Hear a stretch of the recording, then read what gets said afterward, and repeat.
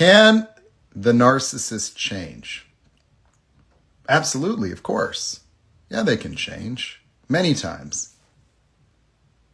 But what change are we actually asking for? It's a common question.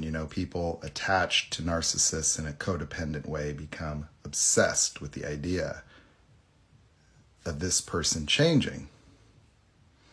And what it is that you want when you reference change will never happen. In my view, narcissists are inspired to change by one thing: narcissistic injury.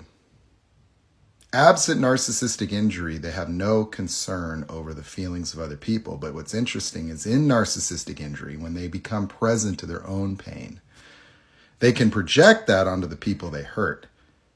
And it will exacerbate the shame and the guilt that they feel. And so it's often that when a narcissist comes crawling back in injury, they perceive the cure to the suffering as the restoration of their identity, their supply, getting this person to forgive them or take them back. And it can be very real because the emotions within that chasm of pain and suffering at the very core of this individual are real emotions, except they're projecting it into this moment. And so for the person looking, it's like this person's crying. This person is for the first time appearing to be authentic. The issue is that the motive is to escape narcissistic injury. And once they escape, the narcissistic mind is restored and you're back in the same pattern. The ones that become so-called self-aware may have experienced a level of life destruction as a result of their behavior where they've burned all their bridges, where they know, A, they never want to feel that pain again, B, that what led them to the injury, they want to try to correct and fix the behavior, and so they need to reinvent themselves. They want to be a better person. They want to change. But again, what's the motive for change? Pain from narcissistic injury. And as far as I can see from every best case example in my life, the narcissism goes nowhere.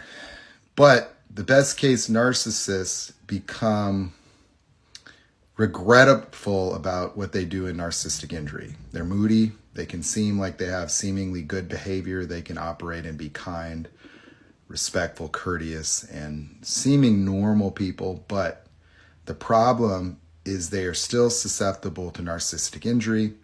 They still will always have a problem with accountability and responsibility for when they are behaving in a bad way. They can, try to fix it and mitigate it later. They will sometimes, but in cases where you have family and friends that have done horrible things to you, even the best case scenario, you can have this best friend for 11 years, you could have a brother, you could have whoever, and they can betray you, they can hurt you when they're in a narcissistic injury. Essentially, when someone like a narcissist is in an injury, all the pain that they feel is what they project onto you. They make you liable for that. And so they want to hurt you proportional to the pain that they're feeling, because in their interpretation, you got to understand the genesis of reality for a narcissist is guided by the emotion that they feel. Their interpretation of who you are, you will become essentially the villain in their endless suffering. And the challenge is that they build an illusion, a walls of justification around their behavior to continue to shield themselves from the guilt as they perpetrate against you. And so oftentimes, if a narcissist has betrayed you severely and done things to hurt you, they can get stuck in a pattern of abuse with you. They can become obsessed. They can become stalkers. Why? Because everything that they do to you would increase their level of shame and guilt and regret and self-hate. And how they cope with that is by externalizing it onto you as the object. And so that's why I advise people, do not unmask them. Don't expect reconciliation. Don't expect acknowledgement, because you're inviting injury. And for the people that get discarded by narcissists, that is the best case scenario. It is the best thing that could happen, is that this person feels on top, that they leave you on top. Because if you let them hoover back, or you were to somehow get them to come back, and then you dump them, and then you want to show them, and then you try to win, it will not make sense to you that this same person that could discard you and leave you for dead with no concern about it, ghost you and move on with life, can now become an abusive stalker and obsessed with you. Because the emotional framework that drives them is totally different. That if they're in control and they leave you, no narcissistic injury. They don't miss you.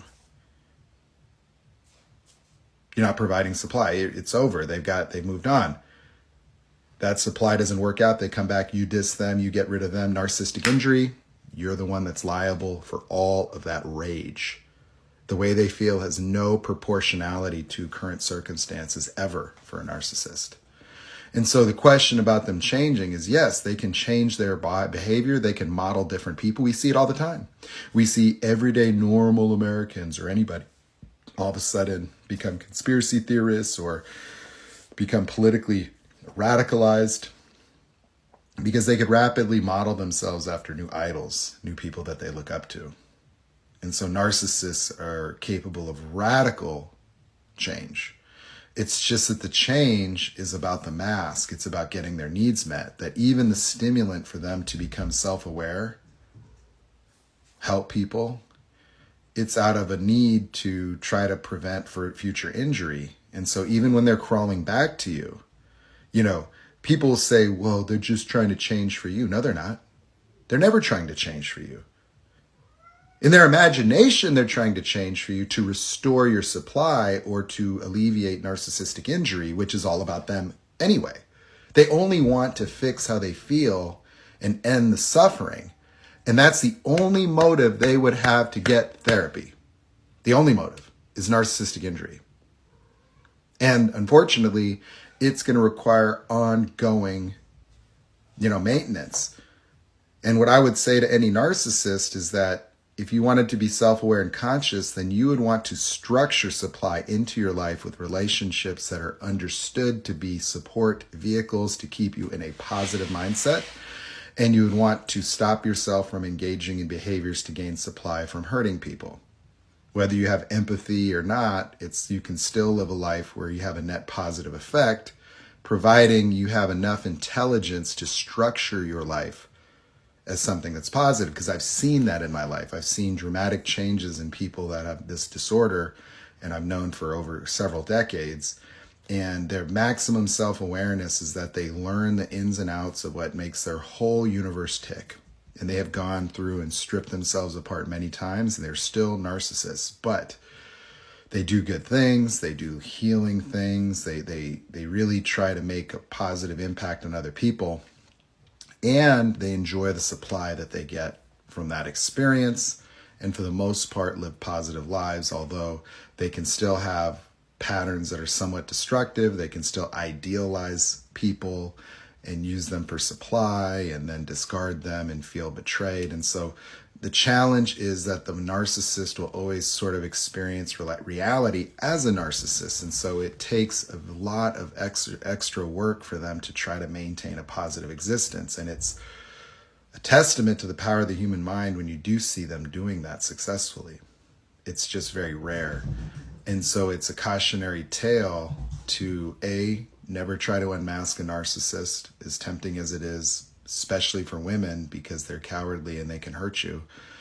B, never, ever, ever worry about changing them, because if you're preoccupied with changing a narcissist, you need to worry about yourself, because you're likely experiencing significant codependency and attachments, because it's a futile, hopeless thing that you will never change them. And they will never really be able to aspire towards what it is you're looking for. As far as I'm concerned, the ideal case for narcissists is that they do the work, they do the healing, and they find narcissists that they can have meaningful relationships with, because the emotional framework works. Because they won't be able to totally make each other go into decline, and they could always re-idealize. So narcissist on narcissist to me is the only way for those people.